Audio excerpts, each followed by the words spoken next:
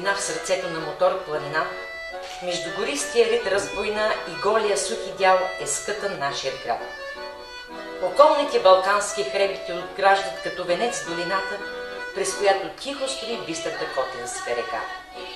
Гледаното височините, където още лечат останките на стари византийски и турски крепости, градецът с пастрилото на къщите, равните зелени дворове и белите улички напомня проснат Котленски килим, пронизан от слънчеви мишки. Някога голям пожар почти унищожил града и в пламъците отишли кожените кондики и епетропските тефтери, където били записани важните събития от историята на града ни. Така че твърде малко знаем за миналото ни, но за това на помощ идват легендите. През доле, там край селото, ширят се змейски ливади. Там вият вечер хорото, там тичат стари и млади. Край змейска китна морава поточи лудо клокочи. Селото цяло забрави, нечутно хоро проточи. Слънца 3 греят в хорото, 3 сестри, 3 хубавици, 3 моми чудо в селото, 3 дивни горски царици. По хубост първа е Йовка, след нея втората Радка и трета руска русалка от 3 сестри най-малка. Кавалът свири, говори и на момите приглася, потокът сладко бърбори, вечерник песен разнася. До късна доба потайна, в захлас опоя незнайна, хорото върло се вило, както никога не било. Ех, пусто хоро безкрайно, де гиди време незнайно. Прибули облак хорото, небето в гръм се пропука, нощ черна сграбчи селото, вихрушка змейкска зафука. Сгърчи се плахо земята, Балканът в страх се разтресе, бясна се хала замята, дървя и камък понесе.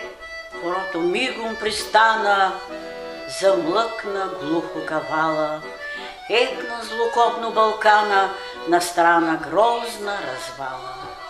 Ех, пусто добро нетрайно, ех, време страшно, потайно.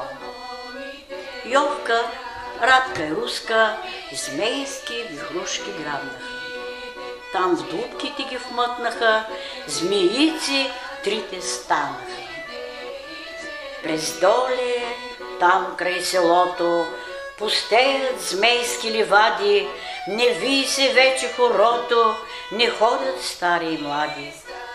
Сало рубин цвете, юлианско, вратига и комунига, змейското биле чумрика, магиосни билки чемерни, потайна синя тинтява, духове тъмни неверни, ширят се вредом тъдява.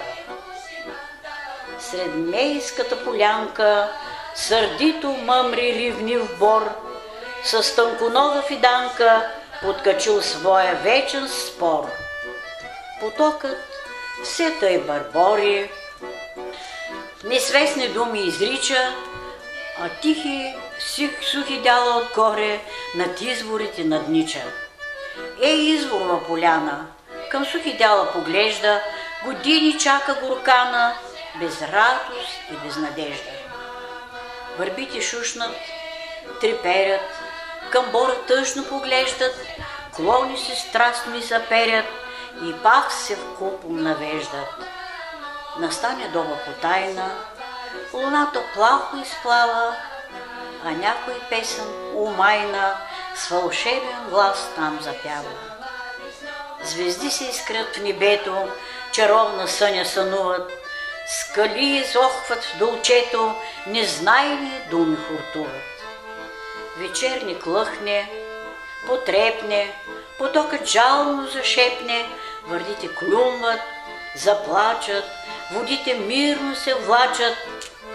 От нейте стъпки долитат, нечутни крачки преплитат, изпод водите изскочат безгробни сенки вампирни, безкрайно хурло проточат, псавани бели, ефирни, с крака мъртвешки затропат, с ръце се криви захлопат, кавал се глухо прелива, хоро се адско извива, хуйро юдинско нечисто, по змейско бърдо скалисто.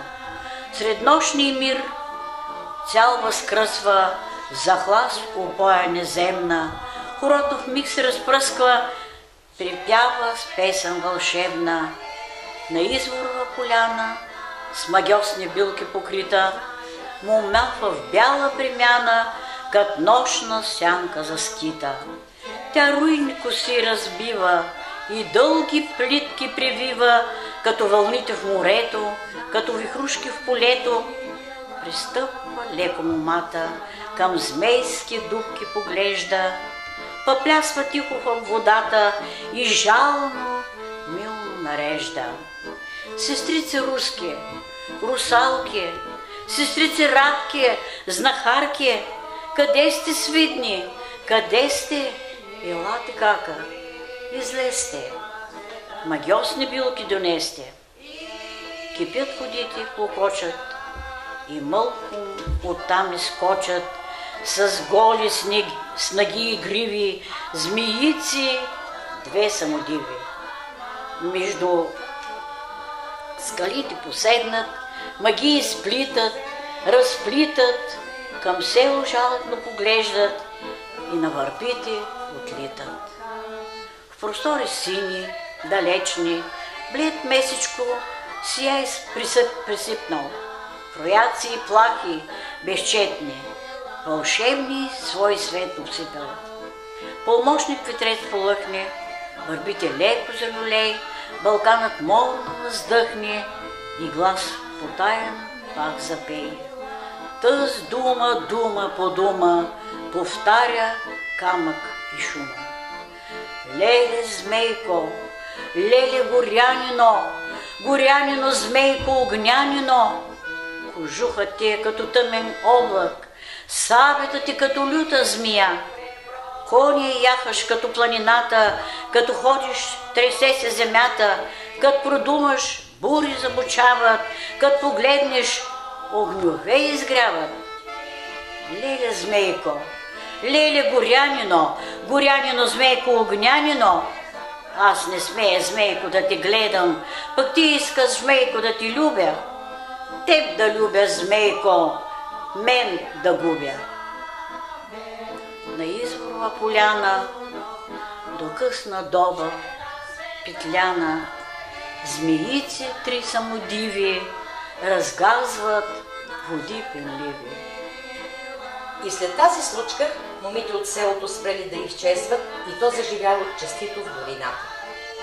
От същото време е останала и местната двусмислена поговорка: който е взел котлинка, все е прокопсал, пък който не е взел, добре е сторил. Защото котлинката била не само красива и паметна, но проявявала самостоятелен и непреклонен характер.